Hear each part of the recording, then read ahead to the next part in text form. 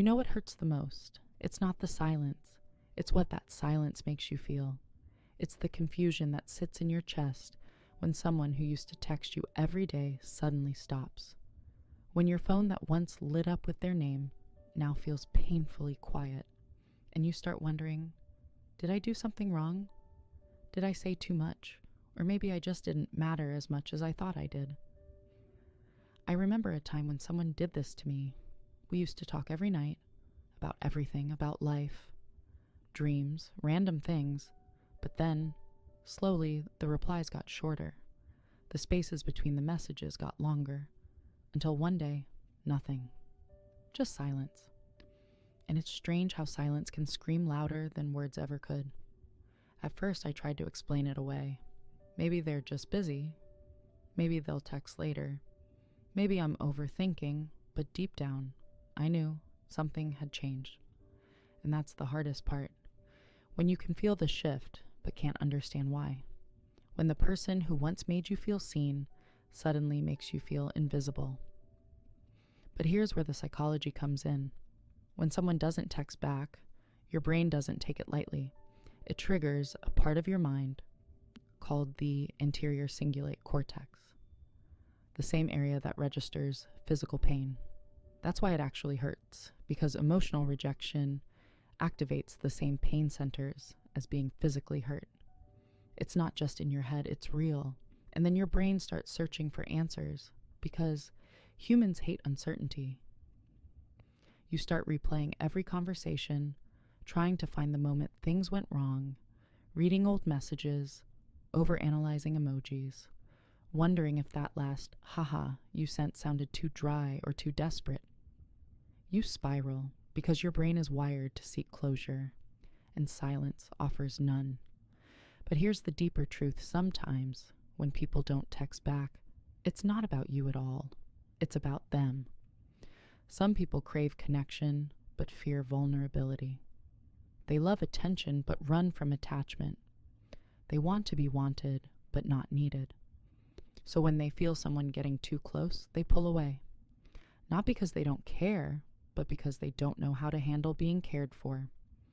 I've learned that some people just don't have the emotional maturity to communicate honestly. Instead of saying, "Hey, I need some space," they disappear.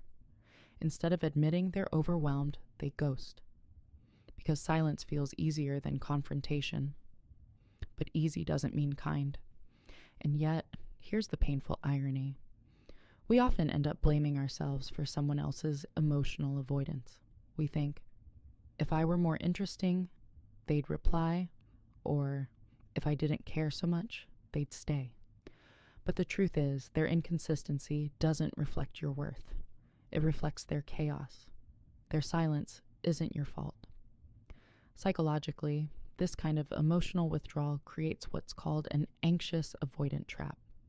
You chase because they withdraw, and they withdraw because you chase. It's a toxic loop, and the only way to break it is to stop seeking validation from the one withholding it. I used to wait for that one text, that one notification that would make me breathe again. But the more I waited, the more I lost myself. I realized I wasn't waiting for them. I was waiting to feel enough again. And that hit me hard. Because the moment you tie your peace to someone else's attention, you give them power over your emotions. You let them decide when you feel loved and when you feel forgotten. And that's not love. That's dependency disguised as connection. Here's what psychology teaches us. Emotionally intelligent people learn to pause before reacting. When someone pulls away, they don't beg. They observe. They don't chase answers from others. They look inward. Because sometimes the closure you need doesn't come from them. It comes from understanding yourself. Maybe the real lesson is this. Not everyone who stops texting you is meant to stay in your life, and not every silence needs to be filled. Sometimes no reply is a reply. It's their way of saying, I'm not capable of giving you what you deserve. And if you look closely, silence reveals character. People who truly care will communicate, even if it's messy, even if it's uncomfortable. The ones who disappear without explanation They've just shown you who they are. Believe them the first time. There's also another layer to this. Some people use silence as control. They know it'll make you anxious. They know it'll make you question yourself, and that's how they maintain emotional power. It's called passive manipulation. It's not direct, but it's deeply damaging. They withhold responses to make you seek their approval harder. And the worst part is, you start thinking they're worth the pain. But let me tell you something I wish I'd learned earlier. If someone's silence can shake you, it's not because they're powerful. It's because you've given them space in your mind that they didn't earn. Take that space back. Sometimes, the most powerful thing you can do is stop explaining yourself to people who stop listening. Stop proving your value to someone who doesn't see it. And stop waiting for a text that will never change what's already clear. And the moment you stop expecting that message, you reclaim your peace. Because peace doesn't come from people texting you back. It comes from you realizing that you don't need their response to move forward. There's a quiet strength in detachment, in not reacting, in not checking your phone every 5 minutes, hoping for validation. That's emotional maturity. That's what healing looks like. And if we're being real, the people who don't text back are often the same ones who post online. Stay active, talk to others. They're not too busy. They're just not prioritizing you. And that truth hurts, but it also frees you. Because once you accept it, you stop waiting, you stop wishing, and you start living.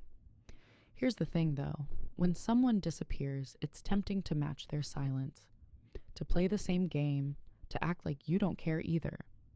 But don't let their behavior turn you cold. Protect your kindness, but place it where it's appreciated. Sometimes people not texting back is life's way of redirecting you toward people who actually value communication, who text first, who don't make you question your worth. You don't have to chase consistency, you deserve it. The psychology of not texting back isn't just about avoidance, it's about emotional capacity. Some people simply can't meet you where you are because they haven't met themselves yet. You can't build emotional connection with someone who's running from their own feelings. So instead of asking, why didn't they text me? Ask yourself, why am I giving energy to someone who doesn't reciprocate? That's where your power lies. Because when you shift focus from them to me, you stop reacting and start healing. You start to realize that being left unread doesn't mean you're unworthy. It just means they're unavailable. You start valuing peace over attention. And that's the moment everything changes. And here's something beautiful. Once you stop chasing people who don't text back, you make room for people who do. The ones who show up. The ones who don't make you question your worth.